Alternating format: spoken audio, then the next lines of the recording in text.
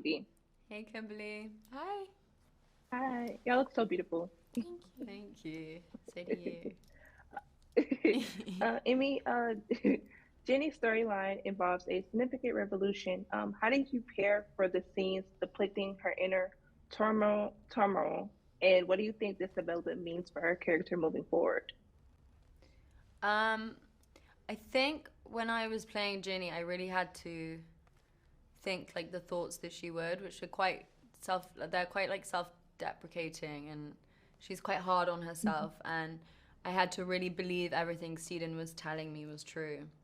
And um, that kind of goes against. Well, I don't know. That's just something that I found uh, kind of does affect you, because I do think thoughts like manifest into your body, and your mind doesn't really know like what's real or what's Ginny's thoughts.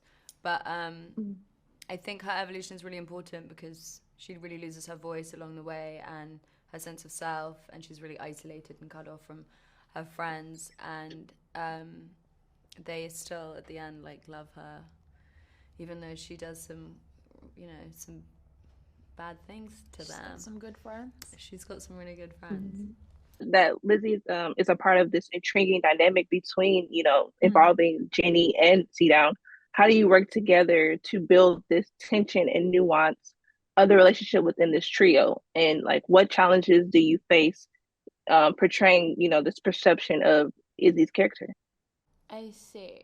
I mean, I think that the dynamic between the three of us, it was very interesting, especially at the beginning where we didn't know like, oh, which one Seaton will choose. And I guess like the way that we built that up is, I don't really know. What I guess did like we also do? like justifying why Lizzie was remained so loyal Oh to yeah. Ginny. Oh yeah. I think she remained loyal to Ginny. I think partially because this is her best friend and she like wants her to be okay, but also because she also needed to prove to herself in a way. I think that like, okay, is Seaton like a bad man, or is it just my fault? Was I the one that like overstepped a boundary by like going alone with him into that room?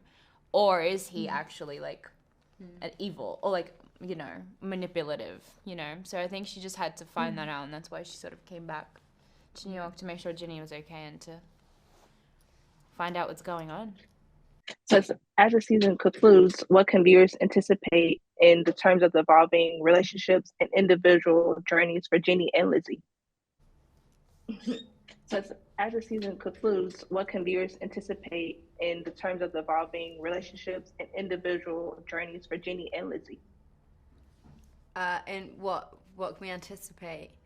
I mean, if there is a season 2 in the future, then is that the question? Oh, basically, I'm saying after the season concludes, like how does like their Oh, as the stories? season concludes. Yeah. I think it's a really beautiful. I mean, it's really sad and It's tragic because they have to, leave each other, and this man has actually torn them apart in a kind of physical aspect as well. At the end, like they still don't really get to be together. But I think at the end of the day, like, Ginny is safe from him. Jenny's safe, and friendship like prevails. Yeah, friendship and prevails, and they'll see each other soon, The hopefully. girls really pull through, Yeah, in spite of everything Ginny's in spite done. of everything. They kind of they still are empathetic. Female friendship above all. The relationship between Theo and Guy is explored more deeply in episode 7.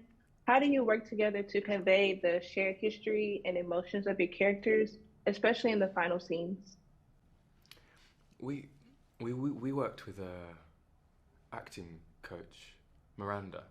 Miranda Harcourt. Miranda Harcourt Incredible. for that scene, and we talked about like creating shared memories, but actually using Real ones. that Guy would tell me a story about say Birthday party. a birthday party, then I would tell him a story about a birthday party. So then when we talked about the birthday party in the scene, we're both thinking of the same thing or something like that. Yeah, it's wasn't like it? attaching a real memory to a line to give Which it. is a good way to like build shared history and stuff. To give it life. And then also we just hung out a lot in real life and got very close, and we're very close today. So that helped. By Ep 7, which is towards the end of the shoot, Yeah.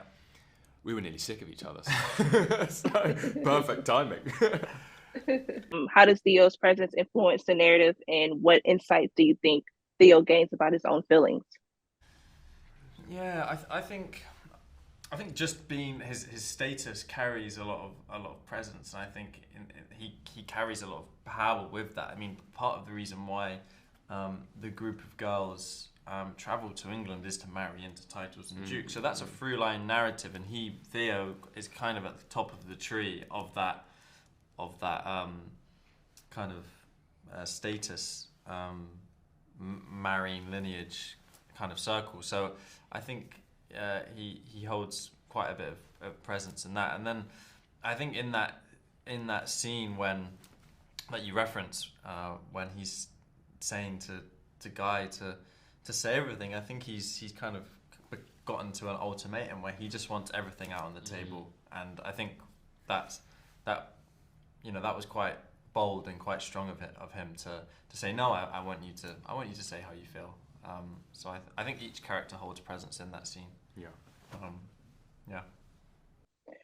As the season finale approaches, what aspects of your characters' arcs are you most excited for viewers to see? And what can you tease about the resolutions or open-ended questions that might be explored?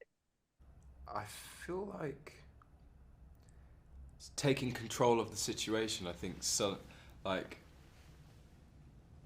it's so throughout the whole show. It's so like kind of half doing things and not really like standing by what you say or and I think with Guy specifically, in Epee, he takes the bull by the horns and he goes for it. He goes for what he wants, and he's done worrying about hurting people, and I think that drive, that sudden switch on.